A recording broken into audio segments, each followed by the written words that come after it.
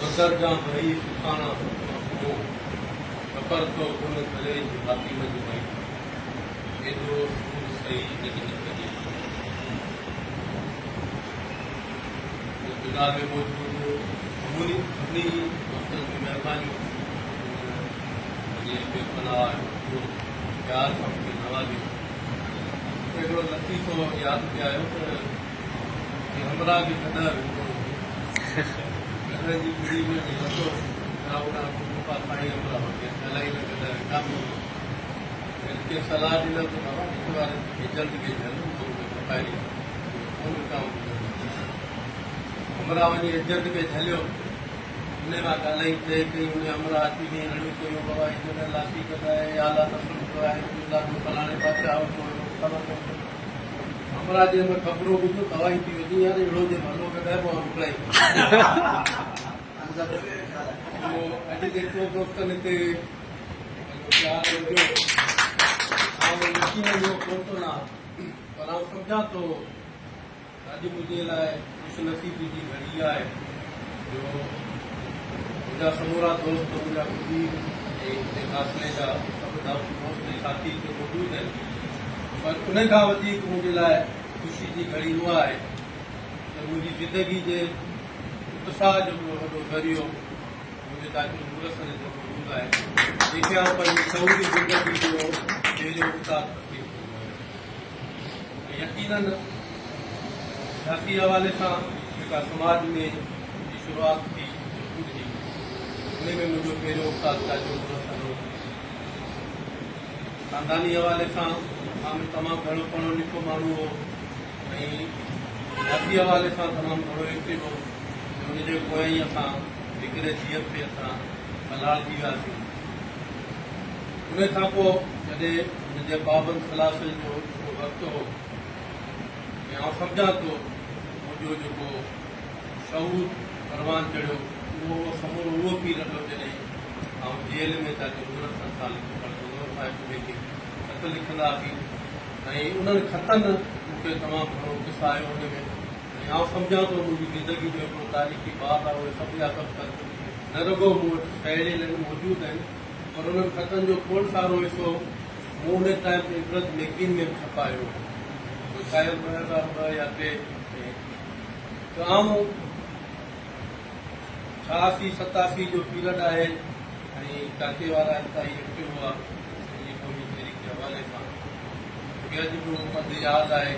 कि असदुल्ला जे बंगले ते साईं कीअं फैलायल ऐं उनजी गाॾी जे पोयां डोड़ंदे डोड़ंदे ऐं साले सुनारे जी माड़ी ते पहुतो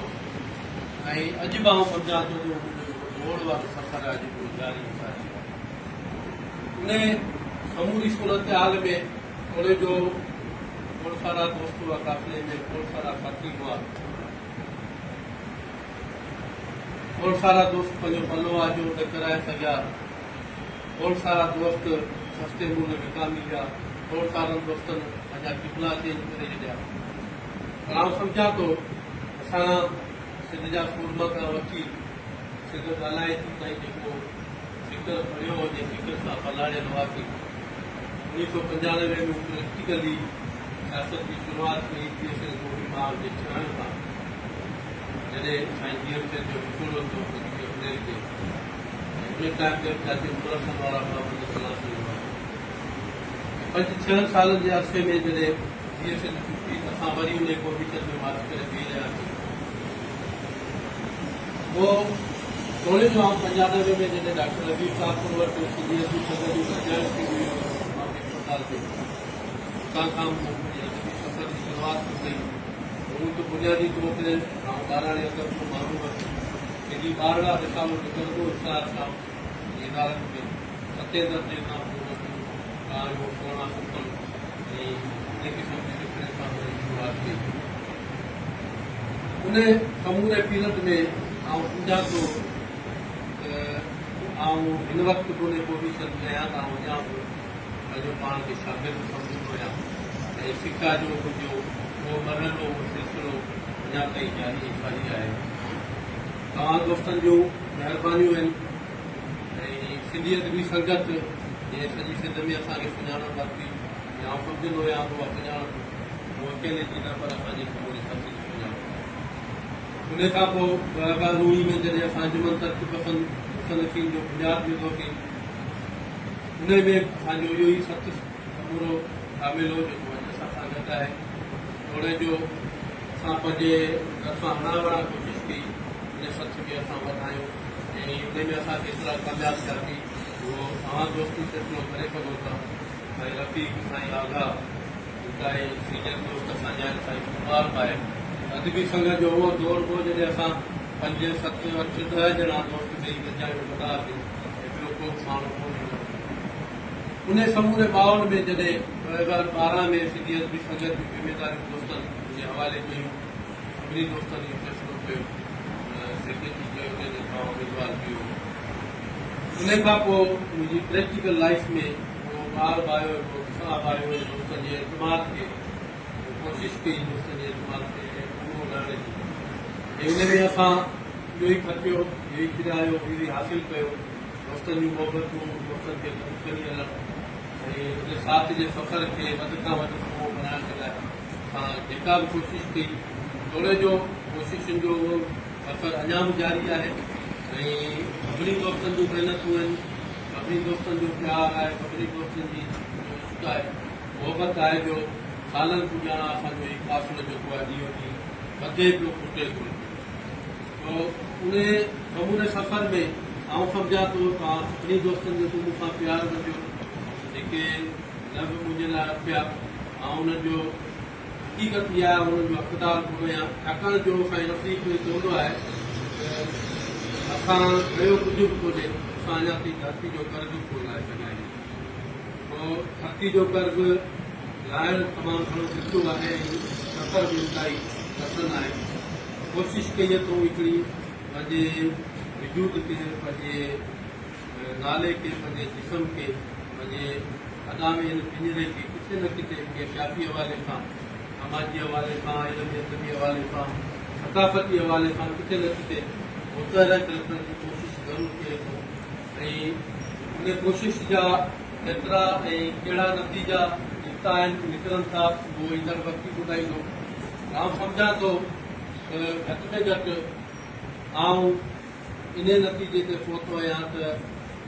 असां पंहिंजा रवैया कॾहिं कोन विकिया आहिनि, असां पंहिंजा अहसास कॾहिं कोन विकिया आहिनि, असां पंहिंजे किरदार जी, पंहिंजे तहरुक जी कॾहिं बि का ॿोली लॻाए बाज़ार ते कोन बीठा आहियूं। उहो ई सबबु आहे जो हेतिरा सारा दोस्त अॼु बि असां इकठे आहियूं, असां पंहिंजे ख़ूबसूरत सफ़र जा साथी आहियूं। ऐं यकीनन जेके दोस्त थोरा सारा दोस्त हुआ जेके ज़िंदगी जे सफ़र में असां सां गॾु हुआ, 48 साल जॾहिं मुंहिंजी ज़िंदगी जा गुज़री चुका आहिनि, आउं सम्झां थो लॻभॻि 4800 दोस्तनि मां थी सघे थो हर 6, 12 महीने 2 सालनि में असांजो नओं काफ़िलो बि ढूंढंदो हुजे, पर आउं सम्झां थो मुसलसल 12-13 सालनि खां हीउ जेको असांजो काफ़िलो जुड़ियो आहे, उन में असांजे सॼी ज़िंदगी जे मोहबतनि जो, सॼी ज़िंदगी जे इश्क जो जेको सफ़र आहे, उनजी समूरी ख़ुशबू जेका आहे उहा काफ़िले में समायल आहे ऐं उहा ख़ुशबू सॼी सिंध ताईं पहुती आहे। यकीनन सॼी सिंध मां जेके असांखे मोहबतूं मिलियूं आहिनि, उहो ई असांजो हक़ीक़ी सरमायो आहे। ऐं अॼु जिन दोस्तनि सालगिरह जे मौक़े ते जेके बि मोहबतूं वरितियूं, ऐं हुनजो यकीनन हक़दार कोन आहियां, इहे अव्हांजा वण आहिनि, इहे अव्हां जूं सोचूं, अहसास ऐं रवैया आहिनि जो अव्हां मूंखे क़ाबिल सम्झो।